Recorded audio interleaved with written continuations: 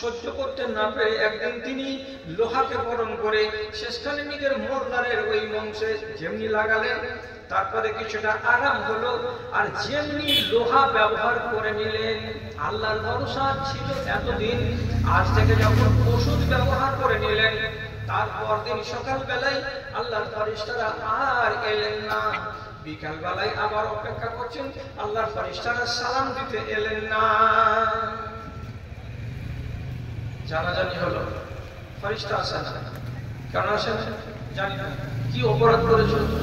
তো অপরাধ সহ্য করিনি, 5 বছর ধরে সহ্য করে আসছি, গতকালকে এই ওষুধটা ব্যবহার করেছি, আল্লাহর ভরসাতে ছিলাম, আল্লাহর ভরসাটাকে বাদ দিয়ে ওষুধ ব্যবহার করলাম, তাওয়াক্কুলটাকে একটুখানি আমি কমিয়ে ফেলেছি, যার কারণে হয়তো দিয়ে আমার তিনি তওবা করে নিলেন, বলেছেন আল্লাহ মরে যাবো তো মরেই যাবো, কিন্তু আর আমি এই লোহা ব্যবহার করবো না মলদারে, যাতে আমি আরাম পাবো বলে।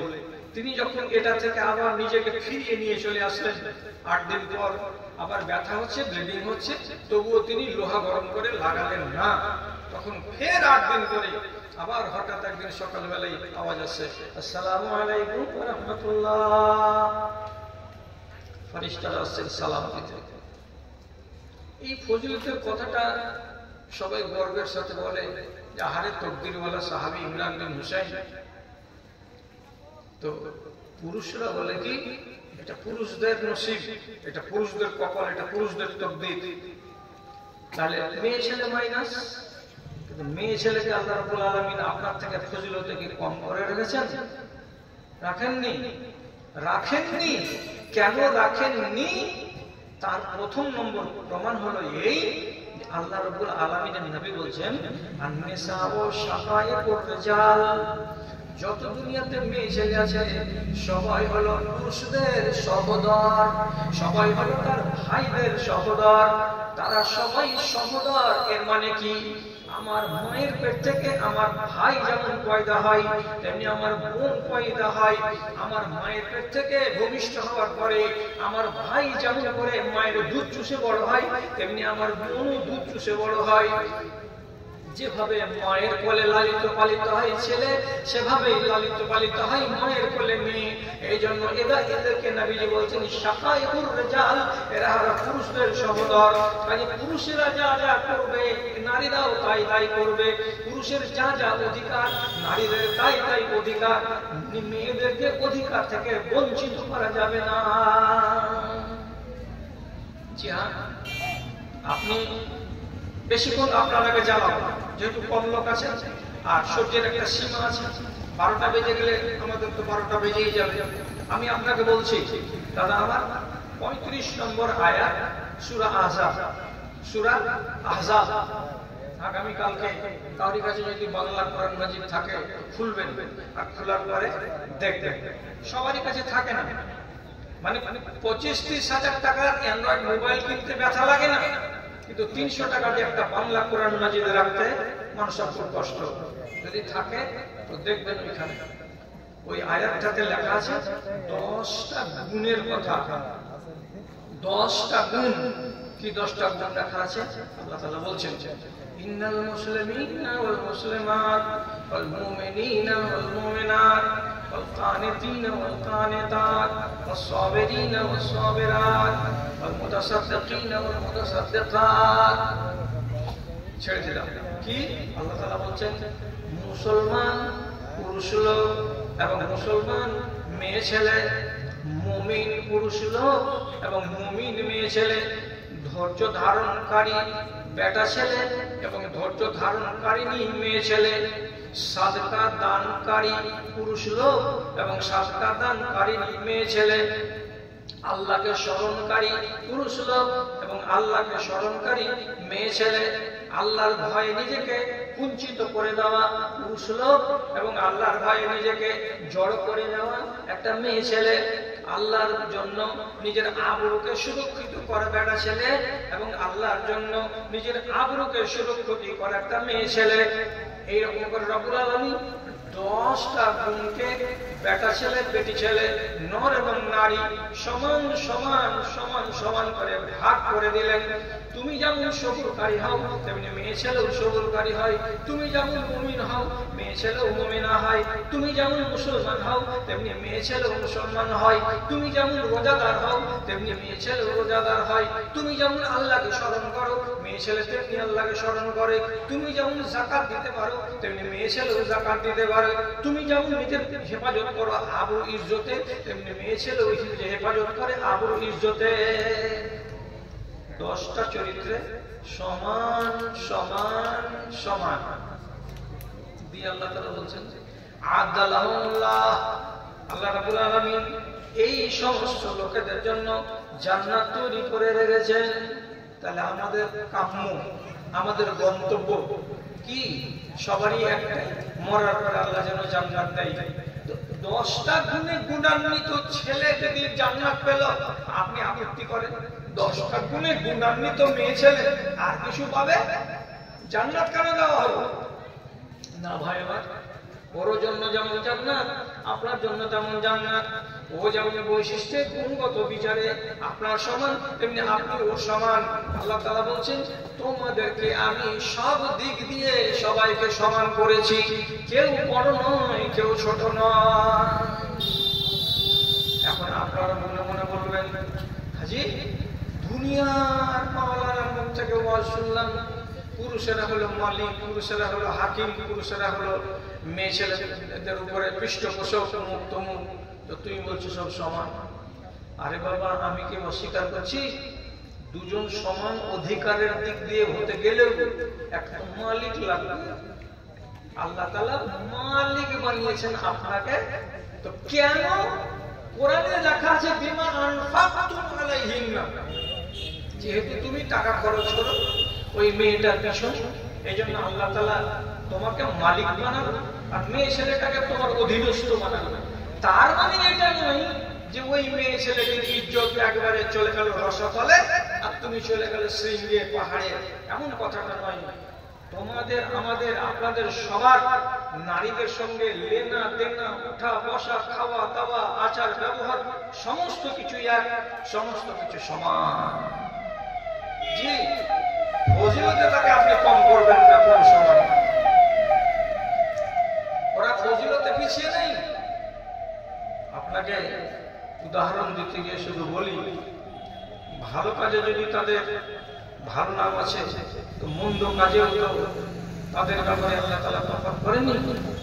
শুনবেন, শুধু মনে রাখবেন, এটাকে বেশি লম্বা চড়া করে ঘাটবেন না। এক সাহাবী, তার নাম মাইস বিন মালিক, বেচারি বিবাহিত মানুষ, ব্যভিচার করে নিয়েছিলেন। ব্যভিচার হয়ে গেল, শয়তানি ওয়াসওয়াসায় রাসূলুল্লাহ বললেন রজম করে দাও। ওকে ময়দানে নিয়ে গিয়ে রজম করে দেওয়া হলো।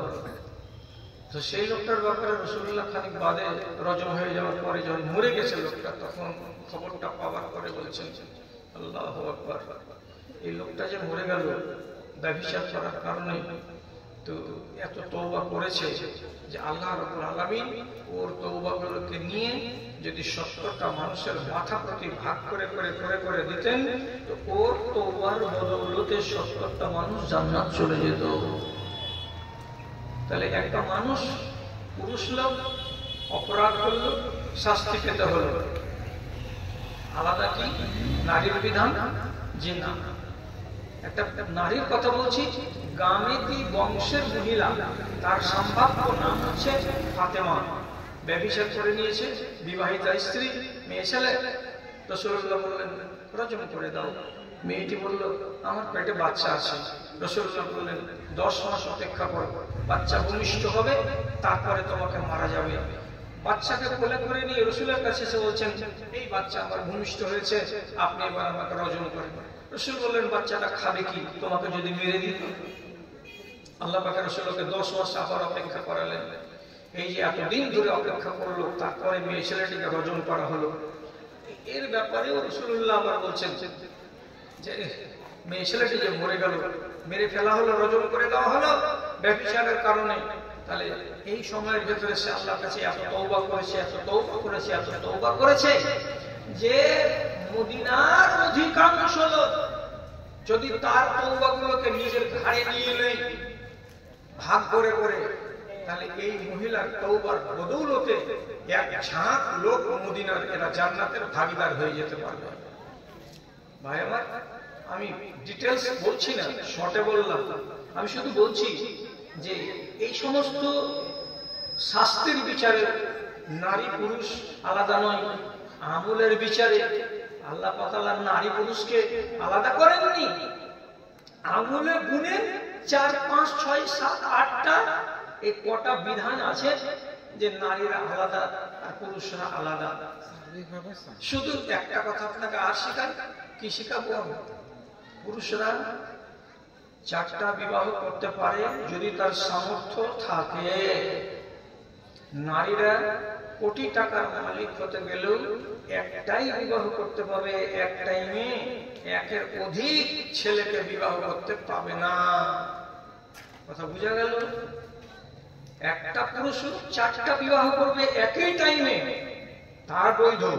কিন্তু একটা মেয়ে ছেলে একই সময়ে একাধিক পুরুষকে বিবাহ করতে পারবে না।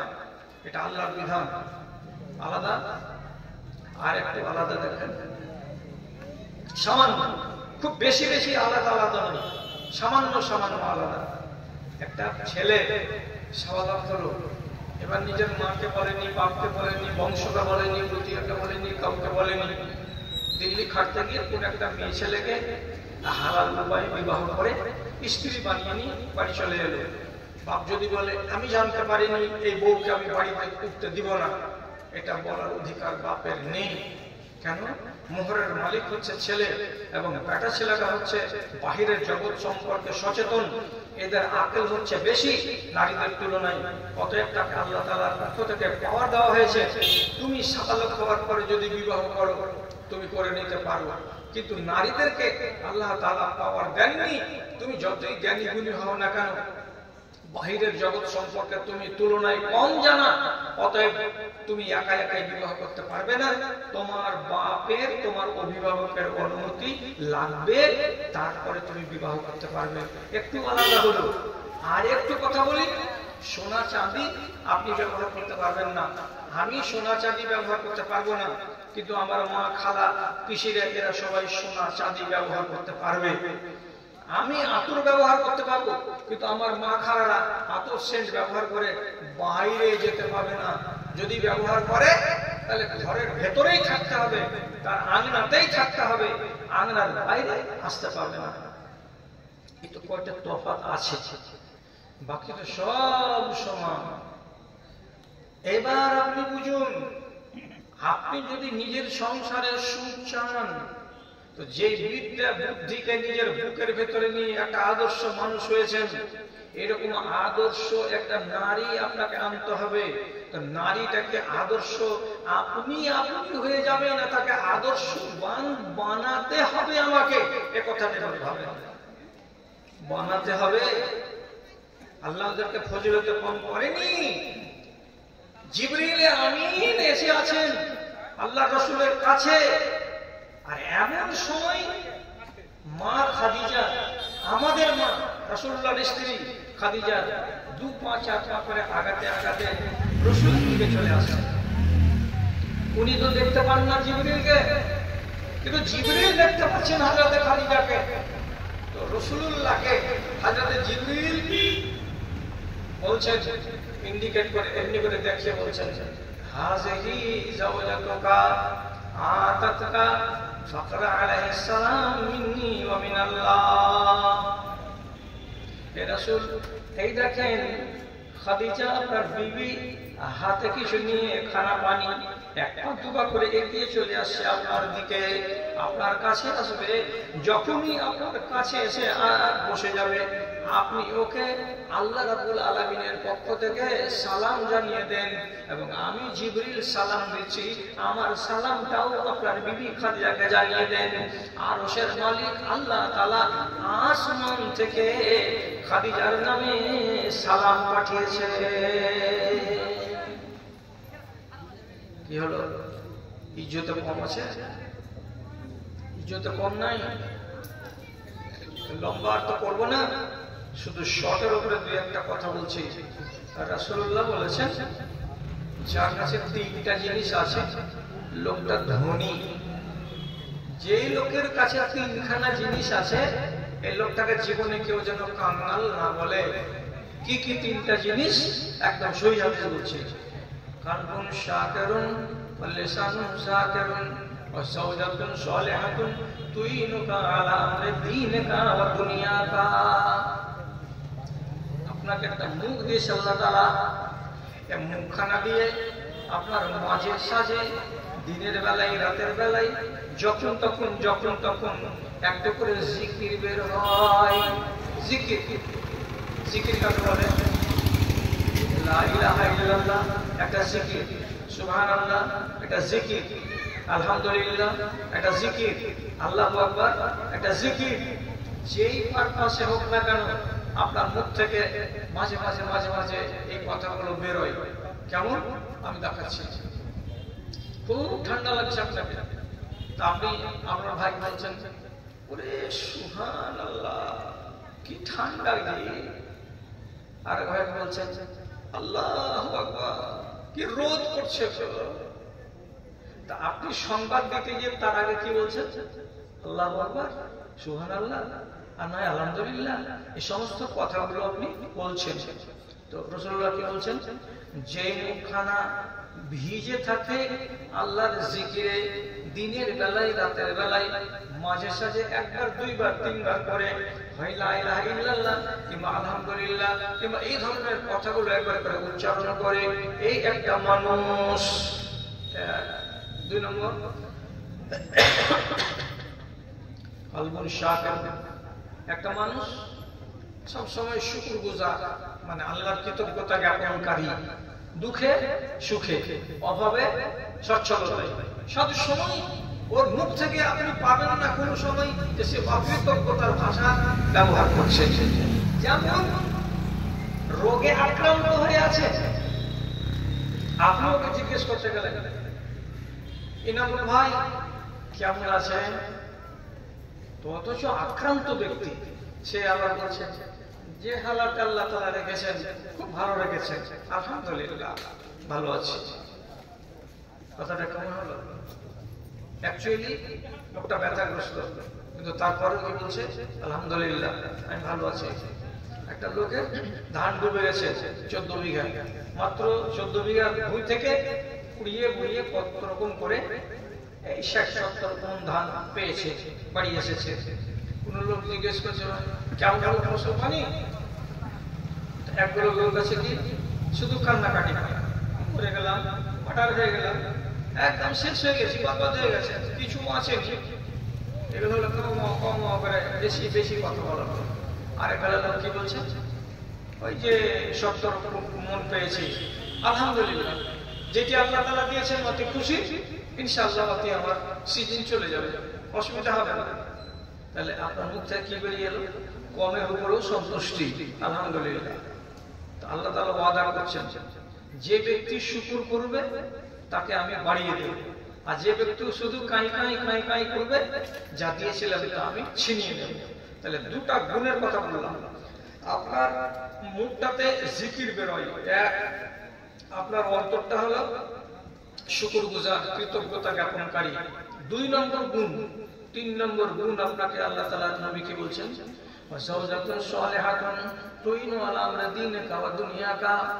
বাড়িতে যদি ওই লোকটার একটা এমন মেয়ে ছেলে থাকে যে মেয়ে ছেলেটি হলো সালেহা, যে মেয়ে ছেলেটি হলো নেক, যে মেয়ে ছেলেটি হলো ইবাদত গুজার, এমন একটা মেয়ে সে যদি স্ত্রী হিসাবে পেয়ে থাকে, তাহলে ওই লোকটার কাছে 3টা গুণ পাওয়া গেল।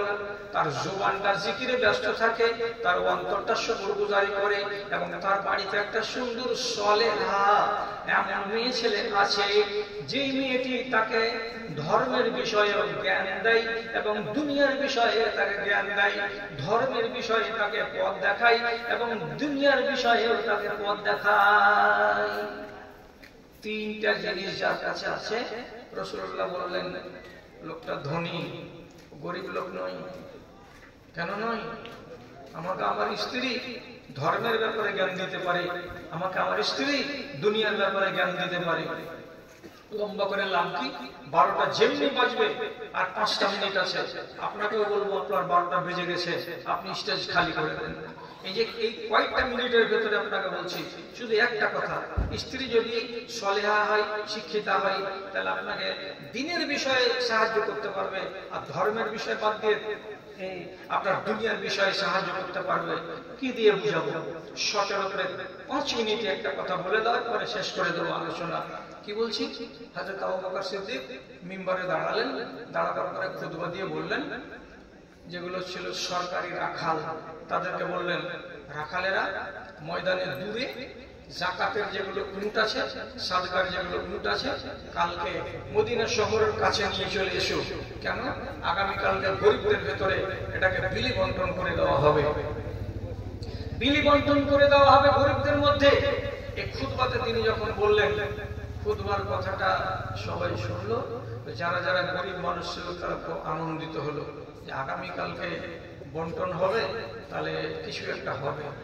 বাড়ি গেল, যাওয়ার পরে রাতটা কাটলো, ভোরের বেলায় নিজের বিবিকে বলছে, আদরের মা, আমি একটা মসজিদের দিকে যাব, মসজিদের নববীর দিকে। আরে তুমি অত দূর কি জন্য যাবা? কালকে তো এলা সন্ধ্যাবেলায়, এই তো কালকে তো জুমা পড়ে আসলা। বলছেন না, একটা ভালো খবর আছে। কি খবর? তো এই খবর, চলে যাচ্ছে হাঁটতে হাঁটতে। তখন ওর স্ত্রী ওকে, শোনো এদিকে এসো, ওকে কাছে ডাকা। ডাকার পরে বাড়ির ভেতর থেকে একটা 3.5 হাত লম্বা লাঠি এনে নিজের স্বামীর হাতে ধরিয়ে দিল। স্বামী লাঠিখানে এরকম করে ধরলো, আর ধরার পরে তখন স্ত্রীর চেহারার দিকে, চোখের দিকে তাকাচ্ছে, আর মনে মনে জিজ্ঞাসা করছে, লাঠি কেন দিচ্ছ গো? লাঠি কেন দিচ্ছ? আমি তো লাঠি ব্যবহার করি না। স্ত্রীরা বলছে, খোঁজ হাজাল খেতামা লাআল্লাহু ইয়ারযুকুনা লিয়াউমা ইয়াবিলা। ও স্বামী আমার, তুমি পাগল মানুষ, খেপা মানুষ, তোমার বিদ্যা বুদ্ধিটা কম লাগছে। শুনো, আজকে তুমি মদিনা যাবে, ওখানে আবু বকর সিদ্দিকের পক্ষ থেকে তুমি একটা গরিব মানুষ, যদি একটা উট পাওয়া যায় কিংবা 2টা উট পাওয়া যায়, তাহলে উটটাকে হাঁকাতে গেলে তুমি কি তোমার হাত দিয়ে হাঁকাবে? তুমি কি তোমার গামছা দিয়ে হাঁকাবে? উটকে হাঁকাবার জন্য ধোকা হিসাবেও হাতে একখানা লাঠি রাখতে হয়। যখন উটটা বেয়াদবি করবে, তখন ওই লাঠিখানা দিয়ে তাকে চমকাতে হবে, ধমকাতে হবে। এই জন্য এই লাঠিখানা তোমার হাতে তুলে দিলাম। লোকটা মুচকে হাসছে, বলছে, কাজের কথা রে, কাজের কথা আমি তো খেয়ালই করিনি। এবার আপনি বলেন, একটা মেয়ে ছেলে নিজের স্বামীকে সহযোগিতা করছে, বিষয়টা ধর্মের না বিষয়টা দুনিয়া? এটা তো দুনিয়ার বিষয়, দুনিয়ার বিষয় এটা। তো দুনিয়ার বিষয়ে জ্ঞান দিতে পারে কে? যদি আপনি এরকম কপালে পেয়ে থাকেন শিক্ষিতা মেয়ে ছেলে এবং দিনদার মেয়ে ছেলে, তাহলে। আর যদি ধর্মের বিষয় হয়, তবুও আপনাকে জ্ঞান দিতে পারবে। ধর্মের বিষয়ে জ্ঞান দিতে অভাবী নয় মহিলারা। ওরাকে যদি আল্লাহ রাব্বুল আলামিন ওই তৌফিক দেয় যে আমি জ্ঞানী, তো আমার স্বামীকে আমি জ্ঞান দেব। আল্লাহ পাকের রাসূল হুদায়বিয়ার দিন মাঠে আবু সুফিয়ান এসেছে ঈমান কবুল করতে। রাসূলুল্লাহ খিমার ভিতরে আছেন, আর বিবি আছেন সাথে, বিবির নাম উম্মে সালমা। পিয়ন এসে বলছে, আল্লাহ রাসূল বের হন তো। কেন? আবু সুফিয়ান এসেছে ঈমান কবুল করবে তার জন্য। তো আবু সুফিয়ান 21 বছর ঈমান আনেনি রাসূলুল্লাহকে পাওয়ার পরে। কত বছর? 21 বছর ঈমান আনেনি, আর অনেক ঝামেলা করেছিল। তো রাসূলের মনে খেদ হলো, রাগের জ্বালাতে বলছেন কি, লা হাজাতালি ইলা ইসলামিহি, আমার ওর ইসলামের দরকার নাই। আবু সুফিয়ানকে এখান থেকে চলে যেতে বলো। আবু সুফিয়ানের আমার দরকার নাই, ও যেন মুসলমান না হয়। আরে একদিকে শ্বশুর হলো, আর একদিকে চাচাতো ভাই হলো, আর তাকে রাসূলুল্লাহ এরকম করে হেতহুত করে তাড়িয়ে দিলেন। 10 মাস যায়নি, আবু সুফিয়ান স্ত্রীর পাশে বসেছিলেন উম্মে সালমা।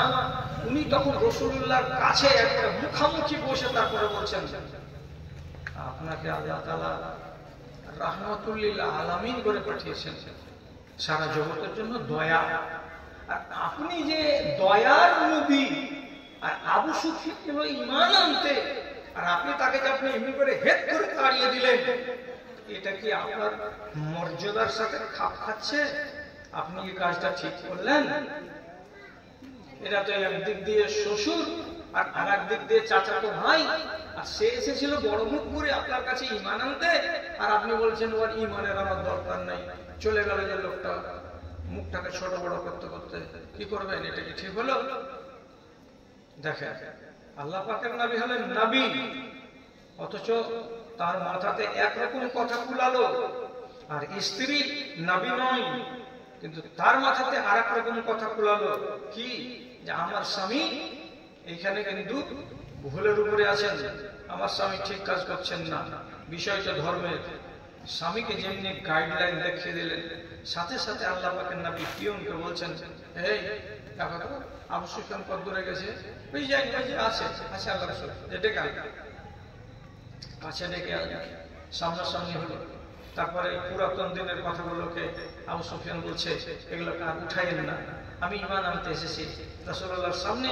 চাচাতো ভাই এবং সেই সাথে সাথে শ্বশুর, উনি হাতে হাত দিয়ে ঈমান কবুল করে নিলেন। ধন্য হলো তার জীবন। আমি শুধু শিখাতে চাইছি, জানাতে চাইছি আপনাকে, যে যদি স্ত্রী দিনদার হয়, ওর ভেতরে যদি দিনের বিদ্যা থাকে, তাহলে আপনাকে দিনের শিক্ষা দিয়ে সমৃদ্ধ করতে পারবে না আল্লাহর কসম খেয়ে বলছি, আমাদের দেশে যেগুলো বাড়িতে তাহাজ্জুদের নামাজ পড়ে মেয়েরা, যেগুলো বাড়িতে তাহাজ্জুদের নামাজ পড়ে মায়েরা, আগে তাহাজ্জুদ ধরে। আর ওই বাড়িতে যদি পুরুষ লোকেরাও তাহাজ্জুদের নামাজ পড়ে, লিখে দিতে পারবো এই কথাটা যে পুরুষ তাহাজ্জুদের নামাজ পড়ে ধরেছে, আগে তাহাজ্জুদের নামাজ স্ত্রী ধরেছে। আবার স্বামীকে ধরায় কেমন করে? ওই স্ত্রীতেই ধরায়। একবার দুবার তিনবার করে বালিশের কাছে মাথা দিয়ে বলবে, তোমারও মরার টাইম হয়ে গেল, আমারও মরার টাইম হয়ে গেল, এমনি বেলাগাম জীবন কেটে গেল, মরার বয়স হয়ে গেছে, একটু আল্লাহকে ধরো, একটু আল্লাহ তাআলাকে ডাকো, কিছু নামাজ টামাজ গুলো পড়ো। না পারি না রে, আলসি লাগছে রে। দুদিন করো, অভ্যাস হয়ে যাবে। একদিন বললো, দুদিন বললো, আর একদিন স্ত্রীটা কি বুদ্ধি দিছে, তুমি 11 রাকাত পড়িও, তুমি পারবে না পড়িও, তুমি তুমি 3 রাকাত, 2 রাকাত তারাবি আর 1 রাকাত বেতন তো নাই নামাতে কানা। একদিন 3 রাকাত পড়লো, আর একদিন ওই লোকটাই বলবে 5 রাকাত পড়ে, আর একদিন ওই লোকটাই বলবে তাহাজ্জুদ যেখানে 8 আর 3 11। তো যখন ওযুও করতে হচ্ছে, উঠতেও হচ্ছে, এই টাইমে মুসাল্লা বিছাতে হচ্ছে, তো 3 কেন থামবো, 5 কেন থামবো, 11 কেন থামবো না? স্ত্রীর গাইডলাইনে কত দুনিয়ার পুরুষ লোক নামাজি হয়ে গেছে, তাহাজ্জুদ গুজার হয়ে গেছে। স্ত্রীর পরামর্শে কত মদখোর লোক মদ ছেড়ে দিয়েছে, স্ত্রীর পরামর্শে কত চোর চুরি করা ছেড়ে দিয়েছে। কেন? যদি আল্লাহ তাআলা আপনার ভাগ্যে, আপনার তকদিরে এমন একটা স্ত্রী দিয়ে দেয় দিনদার, তাহলে মানে আপনি ওর কাছে দুনিয়ারও লাভ পাবেন, ওর কাছে দিনেরও লাভ পাবেন। তো এই লাভটা আগে হাসিল করতে হবে আমাদের কোথা থেকে? আমার আপনার মেয়েগুলোকে মহিলা মাদ্রাসাতে দিয়ে তাকে শিক্ষিতা করে তুলে তারপরে অন্যের হাতে তুলে দিতে হবে। তাহলে হবে আদর্শ মা আর বাবার সংসারে আদর্শ পরিবার। আর যেগুলো যেগুলো মানা আছে, অতটি বলতে পাইনি, অতটি বলতে পেলাম না শর্ট সময়ের জন্য, এখন ছেড়েও দিলাম, 12টা বেজে গেছে। খোলাসা কথা হলো এই, কোরআন আর হাদিসকে ঘেঁটে ঘুঁটে সবকে মন্থন করে পাওয়া গেছে যে মেয়ে ছেলেদের জন্য 50টা কাজ করা নিষেধ।